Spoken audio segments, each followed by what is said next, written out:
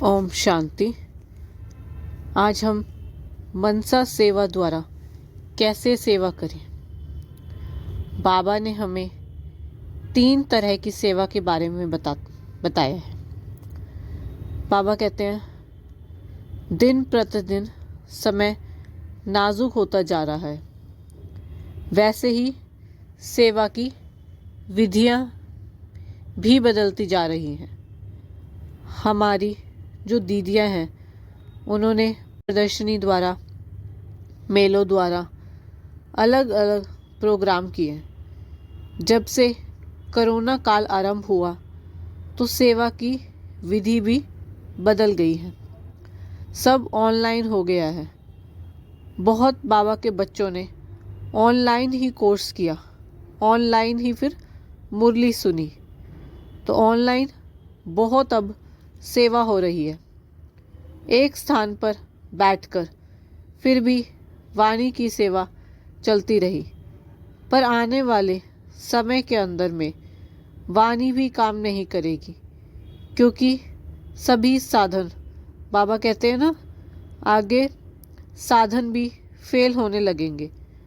तो उस समय मनसा सेवा ही एकमात्र विकल्प होगा।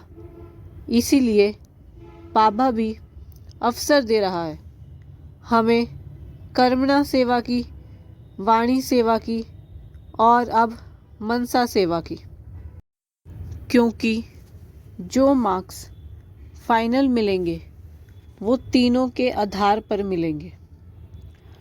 टोटल हमने जीवन में मनसा, वाचा, कर्मणा कितनी सेवाएं की हैं, तो कर्मणा और वाचा तो बहुत हो गई सेवाएं।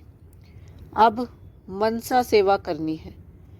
मनसा सेवा के लिए कहा है ये एक सूक्ष्म साकाश की सेवा है, लेकिन इसकी विधि क्या है।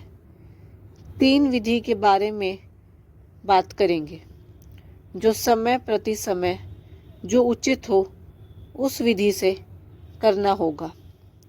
तो पहली विधि है शुभ भावना, शुभ कामना प्रवाहित होने देना। दूसरी विधि है वृत्ति द्वारा वायुमंडल बनाना। तीसरा तरीका है स्थिति के द्वारा सेवा करना।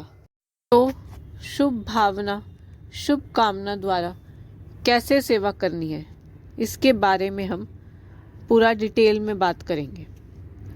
उसके लिए चाहिए शुद्ध संकल्प। जितने हमारे संकल्पों की शुद्धि होगी उतना हमारे शुभ भावना प्रवाहित होगी। लेकिन अगर संकल्पों की शुद्धि नहीं, क्योंकि संकल्प और भावना इसका आपस में गहरा संबंध है। व्यक्ति जो सोचता है वैसी उसकी भावना क्रिएट होती है। तो शुभ भावना के लिए चाहिए शुद्ध संकल्प, और शुद्ध संकल्पों का खजाना कहाँ से मिलता है? मुरली से। तो उसके लिए जितना हम मुरली पढ़ेंगे, वो जैसे जैसे वो खजाना उसके माध्यम से हमारे अंदर जाएगा, वैसे वैसे हमारे शुद्ध संकल्प होना सहज हो जाएंगे। इसीलिए बाबा हर रोज़ हमें बोलते हैं मुरली कभी मिस नहीं करनी है। बाबा कितनी दूर से और प्रतिदिन आते हैं मुरली सुनाने। बाबा ने कभी भी सुस्ती नहीं किया, बिना मिस किए बाबा ने हर रोज़ मुरली सुनाई।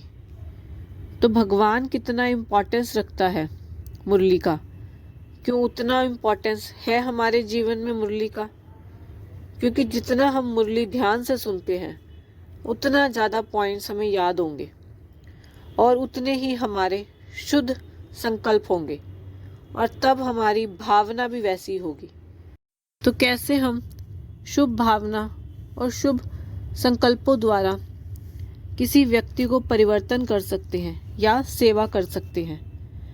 कई बार क्या होता है, हम किसी व्यक्ति को इमर्ज करते हैं, उसे शुभ संकल्प का दान करते हैं, शुभ संकल्प करते हैं, शुभ भावना करते हैं उनके लिए, पर रिजल्ट क्या आता है?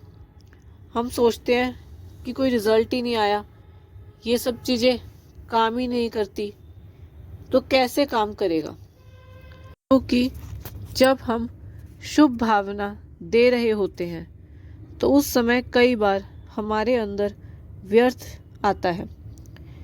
क्या आता है कि पता नहीं ये हो रहा है नहीं, पता नहीं ये मेरा संकल्प उसके पास पहुंच रहा है या नहीं, तो फिर मैं ये चीज़ें काम नहीं करती।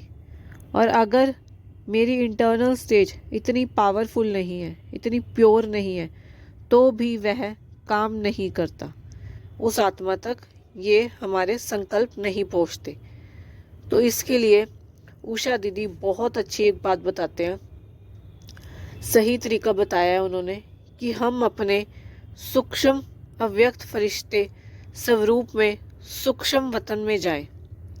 फिर जिसको मुझे अपने संकल्प पहुंचाना है वो संकल्प पहले बाबा को दें और बाबा से उस आत्मा को दिलाएं। बाबा तो पावर हाउस है और उस आत्मा को बाबा से मिलाओ, सूक्ष्म वतन में ले जाओ और उस आत्मा को बाबा से दृष्टि दिलाओ और बाबा को बताओ कि बाबा इस आत्मा से मेरा क्या रिश्ता है। आत्मा का परिचय कराओ और बताओ कि बाबा ये इस जन्म में मेरा इस आत्मा से ये रिश्ता है, क्योंकि पिछले जन्म के बारे में तो हमें नहीं पता। तो ये शुभ भावना रखना है कि ये भी बाबा का बच्चा है और इसका भी कल्याण हो। तो इस तरह हम शुभ भावना और शुभ कामना द्वारा मनसा सेवा कर सकते हैं। अच्छा जी, ओम शांति।